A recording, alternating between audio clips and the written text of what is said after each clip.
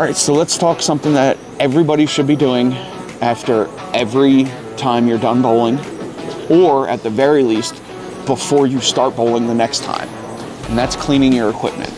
I mentioned earlier in the video that I have these two cleaners here. I've got the Vice one, which I do really enjoy, and then I've got the Storm True Blue, which I picked up for free at the Brad and Kyle experience that I went to a couple months ago. Haven't had the chance to try this yet because I still have plenty of the Vice one left, so yeah. But I think, you know, maybe today we're gonna try it. I personally do really like the Vice one, but we'll give this one a shot, especially since the ball I'm cleaning with that I just got done practicing with is the 900 Global Viking and SPI products. So normally with a lot of the cleaners, what you're gonna wanna do is coat them nice and liberally.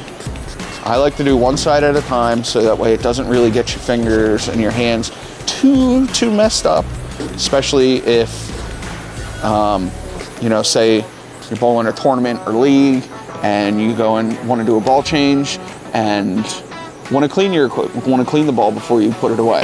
So that way you know, remember to clean it, because if you're anything like me, which some of you might be, some of you might not be, I tend to forget things. I have this thing called ADHD, so yeah, squirrel. But anyway, spray your ball, nice liberal coating. You can't really do too much. I mean, if you do too much, you're simply just gonna be wasting the product. It's not gonna hurt the ball. Let it sit there and soak for a minute or so, maybe, you know, 30 seconds to a minute. It's generally all you're gonna need. And then start wiping down in circular motions.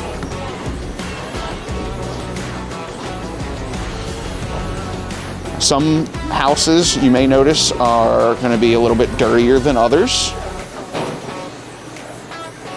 So right off the bat, I noticed something with the True Blue compared to the Vice Cleaner. The True Blue is knocking just a scunch of the shine off of it. Not too much, but just a little bit. All right, so then once you get that first side of the ball wiped down, flip it over.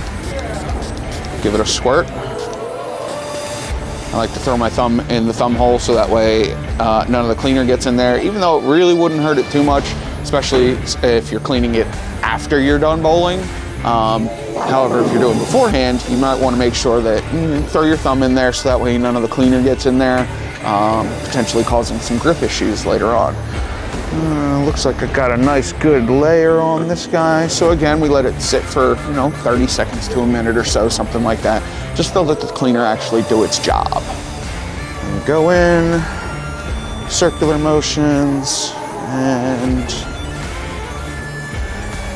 just clean it all off. I definitely would recommend a nice clean microfiber as well.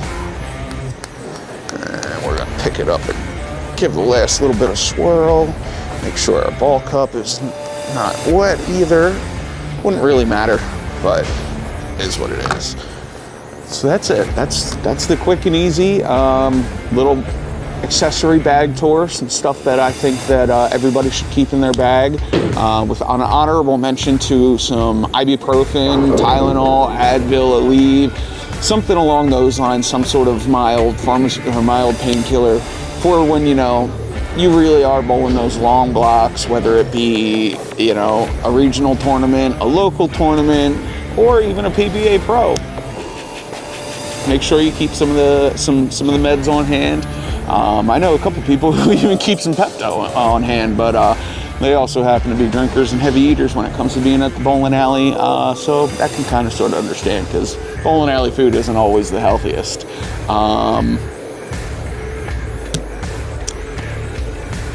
Why don't I show you? Yeah. I'm gonna go grab the transformer real quick, and I'm gonna hit that real quick with some surface, just to kind of sort of demonstrate how that's done. All right, back with the transformer. So now I did notice with this guy right here,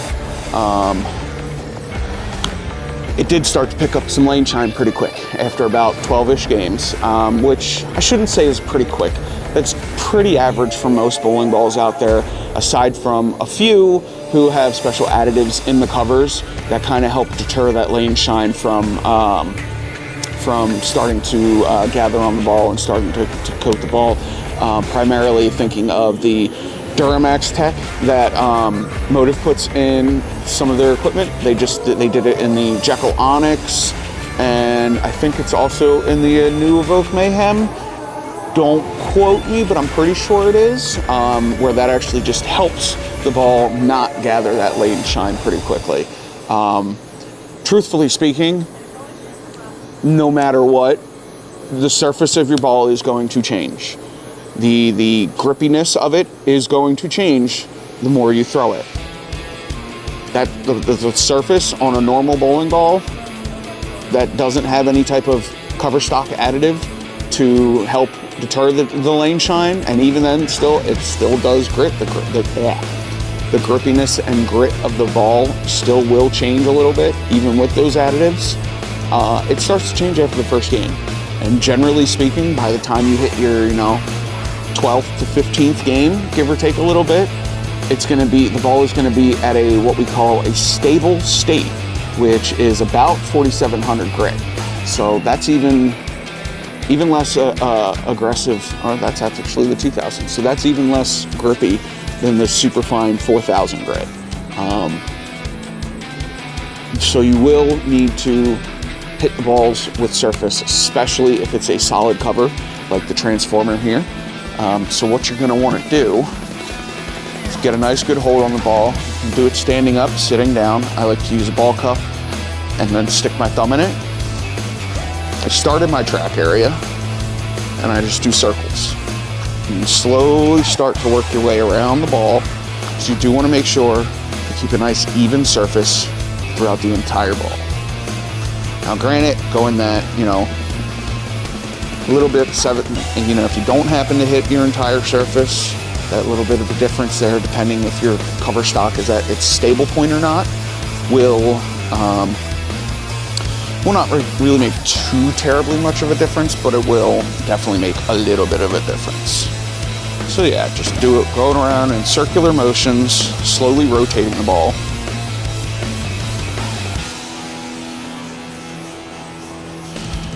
Now, if you don't feel comfortable doing this, thinking, if you're an overthinker, like I can be sometimes, thinking, oh, I might screw something up if I do that, I'm sure you could go to your local pro shop and they would definitely be able to either do it by hand for you or throw it on the spinner and do it for you, which truthfully, putting it on the spinner is one of the best ways to do it. Not only does it save the tiresome process of it, because it can be a little bit, like, not gonna lie, my arm is getting a little bit tired, but we do it for the tube. We do it for the YouTube. So that should be just about everything. Yeah, looks like good enough.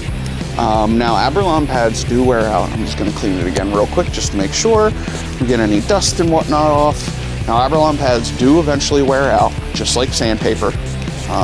That's kind of sort of what they are. They will wear out eventually. I'm not going to let this one sit as long because we're just kind of knocking some of the dust off. So eventually you will need to replace them. Mine are kind of old, however, they did sit for quite a long time without any use. So at some point, I am going to end up needing to replace them as well.